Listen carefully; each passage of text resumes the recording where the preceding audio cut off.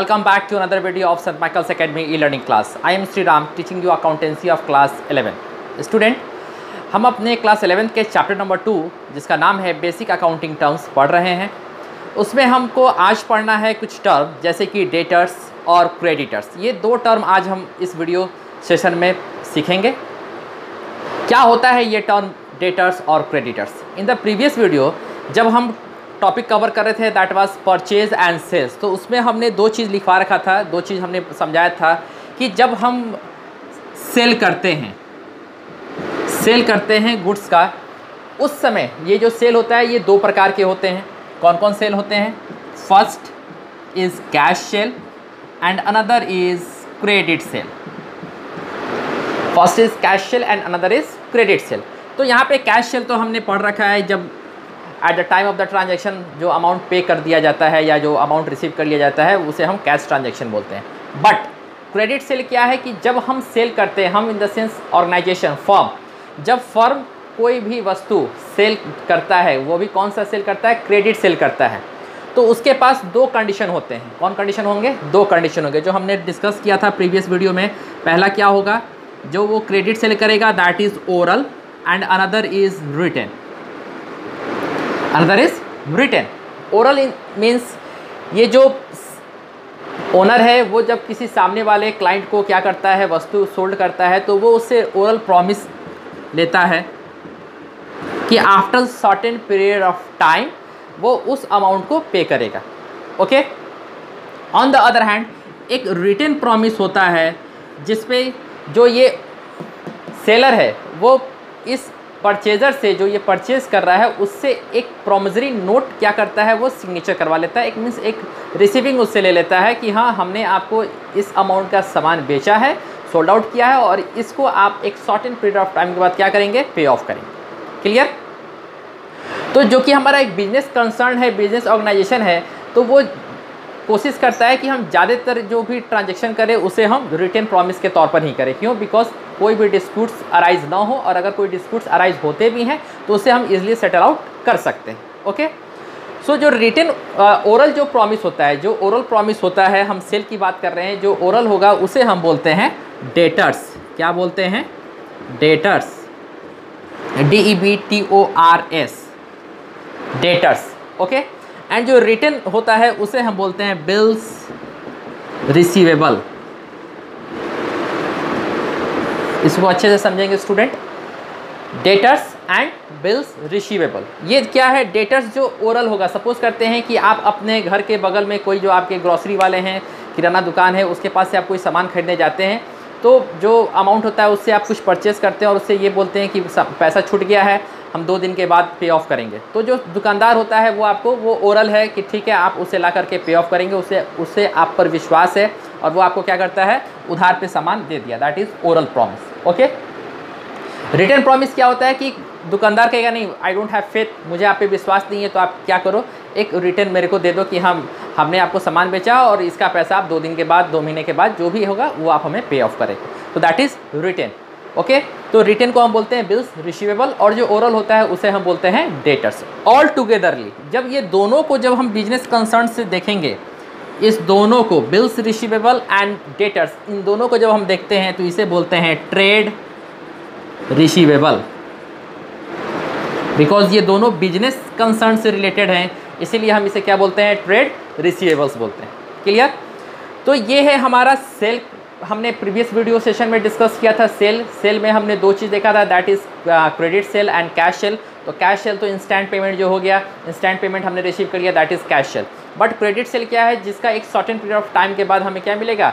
Amount मिलेगा। तो ये जो क्रेडिट सेल होता है ये दो प्रकार के होंगे। First is oral and another is written. It means सामने वाला जो कस्टमर है वो हमें ओरल प्रॉमिस करता है कि after certain period of time हम इस अमाउंट को क्या करेंगे? पे ऑफ करेंगे।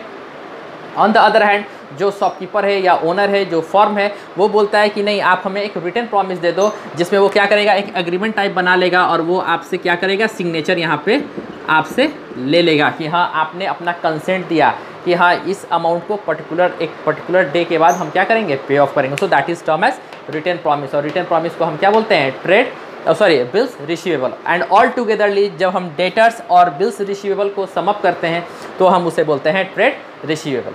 ओके, तो ये है आपका आज का टॉपिक। सो हम अब डेफिनेशन लिखते हैं कि डेटर्स क्या होते हैं और बिल्स रिसीवेबल क्या होते हैं और फिर ट्रेड रिसीवेबल क्या होते हैं।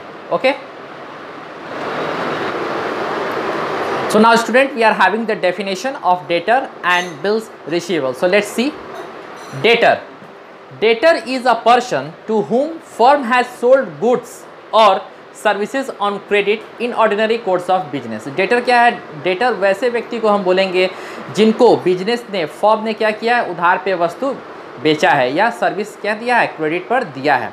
In ordinary course of business, जो उनका बिजनेस का एक्टिविटी है उस ड्यूरेशन में उन लोगों ने क्या किया, फर्म ने सामने वाले व्यक्ति को क्या दिया है, उधार पर कोई वस्तु बेचा है या सर्विस क्या किया है, अपना रेंडर्ड किया है। तो वैसे व्यक्ति को हम क्या कहेंगे, डेटर कहेंगे, और वो हमारे बिजनेस के लिए क्या होता है, असेट होता है।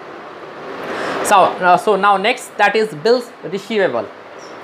It means bill of exchange.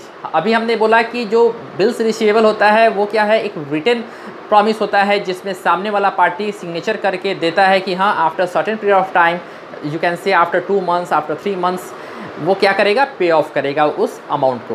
That is it means bill of exchange. सामने वाला व्यक्ति साइन करके फर्म को यानी कि दुकानदार को क्या करता है, देता है।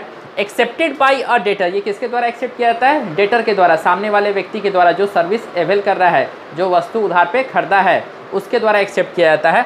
The amount of which will be received on the specified date, और जिस डेट पे मेंशन किया रहेगा कि after certain period of time, you say after 2 months और 3 months, उस डेट पे वो अमाउंट क्या होता है, देना होता है। किनको, सामने वाले पार्टी, डेटर्स को। ओके, सो डेटर क्या है, डेटर भी हम बोलेंगे जहाँ पे हमने उधार पे वस्तु बेच रखा है, क्रेडिट सेल हुआ है। On the other hand bills receivable is also the same, that is credit sale, but the differences between the debtor and bills receivable is a promise, that is oral and written. When there is an oral agreement, oral promise, then it is term as a debtor, and when there is a written promise, written agreement, then that is term as bills receivable. And all togetherly जब इन दोनों को हम क्या करेंगे, जोड़ेंगे, it means when we add these both, debtor plus bills receivable, we will get trade receivable। हमें क्या मिलेगा, ट्रेड रिसीवेबल मिलेगा। ओके, तो ये हमारे लिए क्या है, हमारे बिजनेस ऑर्गेनाइजेशन के लिए क्या होगा, ये हमारे लिए असेट होता है। Clear?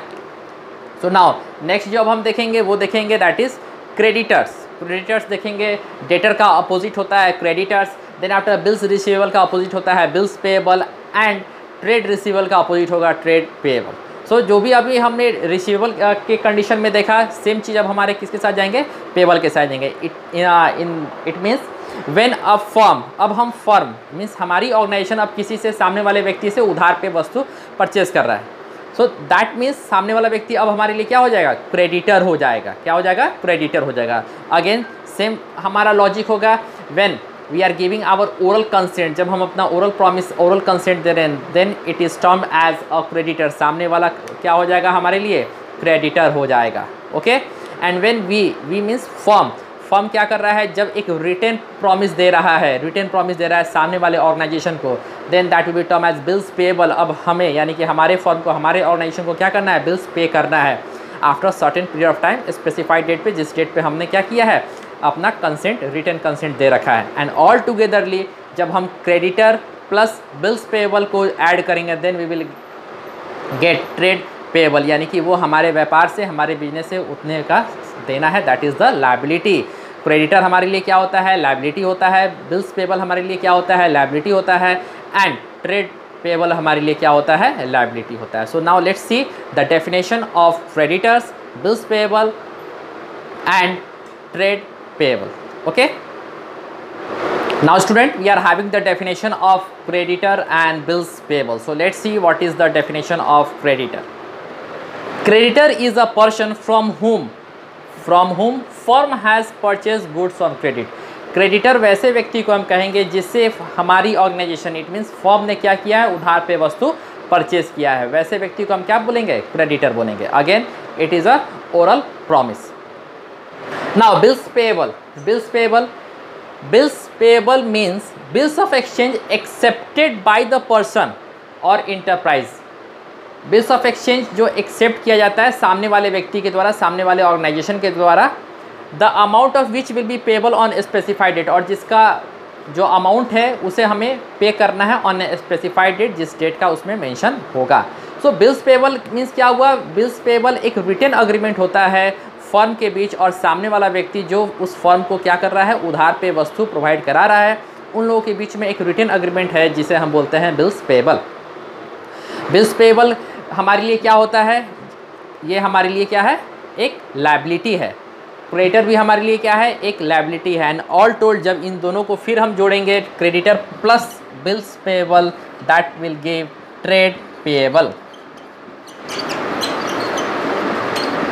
Trade payable it means, trade payable means व्यापार में वैसे अमाउंट जो देने हैं व्यापार को, उसे हम बोलते हैं trade payable and it is also a liability.